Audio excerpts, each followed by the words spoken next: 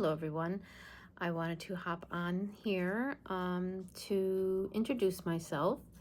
I am a nearly 55-year-old postmenopausal woman who has a degree in nutritional science. I have been working as a community nutritionist for a local nonprofit for just about 20 years. Prior to that, I was a researcher, and I worked as a ghostwriter, and I have also worked for a supplement company. But during this time, I have struggled also with eating disorder and chronic obesity. So I think to start off, I would just like to say a little bit about my history with my struggles with weight.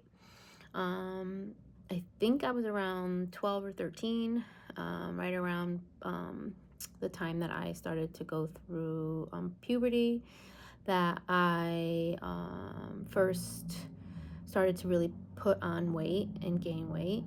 And I remember being put on a diet by my parents or my mother.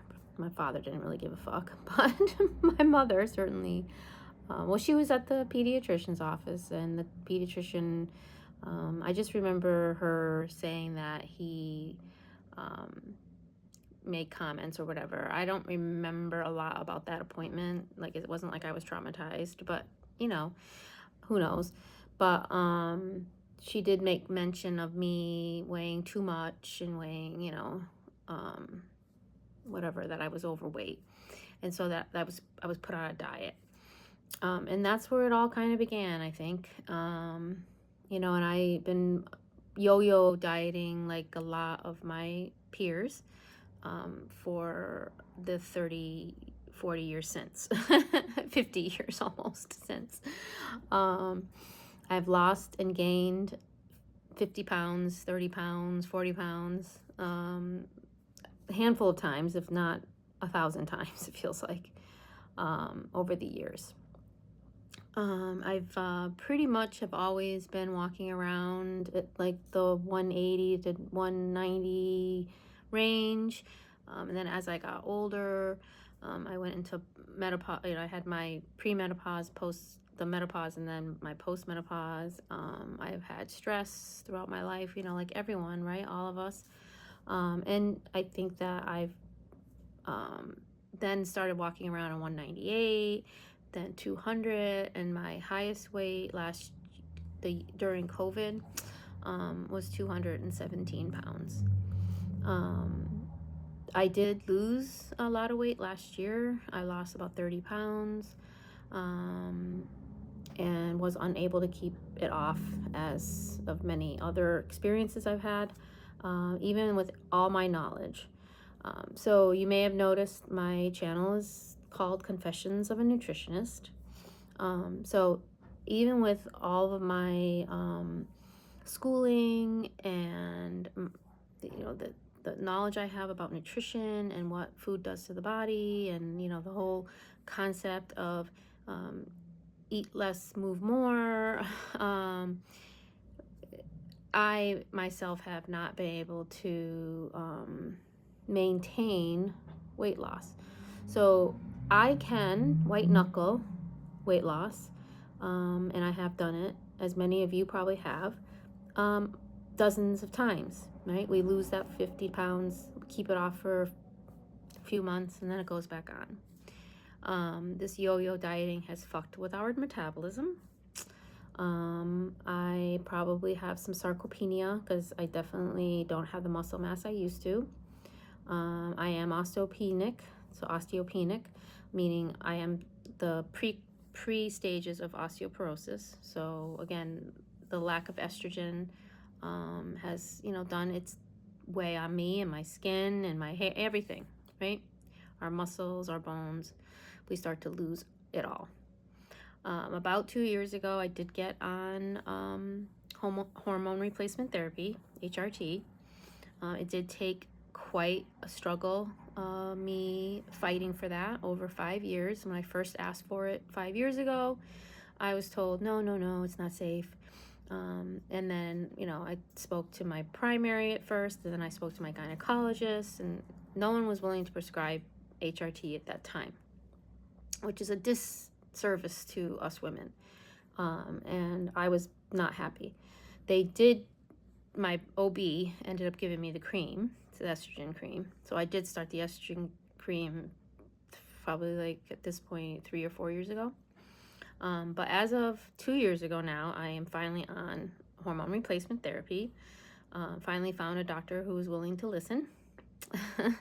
I had the position papers. I mean, if you are at all in tune with women's health nowadays, you know that it's now recommended and that they really believe that it was a disservice to us women, and the generations prior to us really were affected. But us Gen X, we're not going down like that, right? We are not going out like that. So I am the kind of person, like, again, one of my first jobs was a researcher. So when I first got out of college, I worked for research and development. And so I have a research brain. And I went down that rabbit hole, and I brought all that to the docs. And I basically found a doc. I just kept changing primaries until I found somebody who would, my OB now is on board. So the OB I was seeing then is now like a menopause specialist. So she has since apologized for her neglect. And she is on board with me being on HRT, so we're cool. But anyway, that's the long story. But yeah, even with all my knowledge, I still struggled. I've been struggling with chronic obesity, like I said, my entire teenage life, into my early adulthood, and now into my adulthood and into my postmenopausal adulthood. I still struggled. So again, my research brain, I'm always listening to podcasts on health and wellness. I mean, even it's like all consuming to me. And I came across the drug class of GLP-1 agonists. So you know them as Ozempic, Wegovy, Mounjaro, Zepbound, tirzepatide, right? Or semaglutide. So there's tons of them. They've been around for 20 years or more. I think Trulicity may have been one of the first, or Victoza, I can't remember. But they've come a long way. Tirzepatide is the newest generation, so it's the iPhone 16 of GLP-1s right now. Retatrutide is coming down the market. It's still in research. You're not able to get it now because it's not in the market yet. It hasn't been FDA approved. If you see that people are trying to sell you retatrutide, run. Retatrutide is not available to be sold on the marketplace. Not in compounding pharmacies, not anywhere, unless it's research grade retatrutide, which is not a safe way to do it. Okay, so if someone's offering you retatrutide, run. Okay, I'm just gonna say that. But anyway, I'm on tirzepatide. So I have been taking compounded tirzepatide since June of 2023. I started my journey at 202 pounds, and I am now about 172 pounds. So I've lost almost 30 pounds. And I haven't really had to white knuckle it, which has been refreshing. It doesn't come without side effects. Luckily, I haven't had a lot of the nausea or any of those fatigues. I see people with headache and fatigue, and some people have like actual pain or something. I don't know. I've seen all these things on the interwebs, but I've only had constipation. So as soon as I hit 5 milligrams, it took me 8 weeks to get to 5 milligrams. And as soon as I hit 5 milligrams within that first 3-4 days, I started getting constipated. And it's just gotten a little more severe as I move up in dose. So now I am on 10 milligrams. I've been on 10 milligrams now for 2 weeks. I plan on trying to stay on 10 milligrams as long as I fucking can.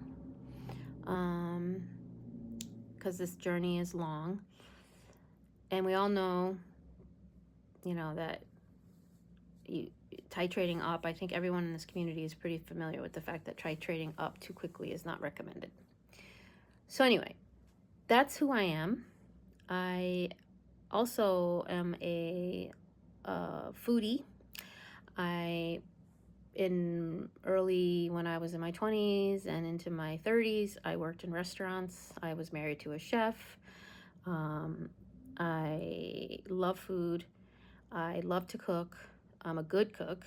So I plan on trying to use this channel as not only my journey, but also sort of educate you guys if you're interested. So smash and like that like button and subscribe. Plan on putting out some cooking shows, some cooking videos, showing you what I eat while I'm on this journey, and try to make it as easy as possible for everyone who is not just on GLP-1s, but just wants to eat healthier to do it. We should be getting our protein and our fiber from real food. And I'll have more videos about that. But it's not as hard as you think. You do not have to buy the protein bars and the protein shakes to get enough protein. And it can be tasty, it can be convenient, it can be fun, and it can be affordable. So learning how to cook is a skill that I think everyone should have. And all we need is a few tools and some skills and some recipes, some easy, simple recipes, and we can make it happen. So if you're interested in that kind of content, come join me again on this channel. We'll also probably cover things like eating disorder, addiction, the chronic obesity journey, and the GLP-1 journey. But again, you don't have to necessarily be on a GLP-1 to get some information and some good knowledge from this channel. So it's going to be designed to be a health and wellness based channel with cooking advice, cooking tips, and recipes. So hopefully that's something you're interested in. And if you are, like and subscribe. We'll talk again soon.